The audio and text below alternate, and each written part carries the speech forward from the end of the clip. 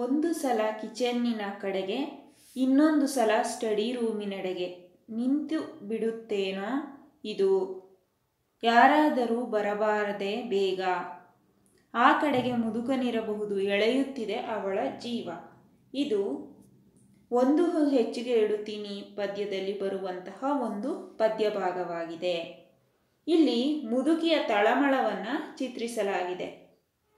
ನಾವು ಹಿಂದಿನ ಪದ್ಯದಲ್ಲಿ ನೋಡಿದಂತೆ ಫೋನು ರಿಂಗಣಿಸುತ್ತಿದೆ. ಫೋನ್ ಬಂದರೆ ಮನೆಯ ಯಾರಾದರೂ ಎತ್ತಿ ಮುದುಕನದಾಗಿದ್ದರೆ ನಂತರ ಇವಳಿಗೆ ಕೊಡಬೇಕು ಎಂಬ ಭಾವದಲ್ಲಿ ಮುದುಕಿ ಇದ್ದಾಳೆ. ಜನಗುಡುತ್ತಿರುವಂತಹ ಫೋನು ಮುದುಕನದೇ ಇರಬಹುದು ಎಂಬ ಭಾವ ಅವಳಿಗೆ.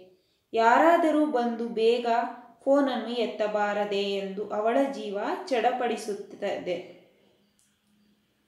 ಒಮ್ಮೆ ಕಿಚನ್ನಿನ ಕಡೆಗೆ, ಇನ್ನೊಂದು ಸಲ ಸ್ಟಡಿ ರೂಮಿನ ಕಡೆಗೆ ಅವಳ ಮನಸ್ಸು ಹೊಯ್ದಾಡುತ್ತಿದೆ.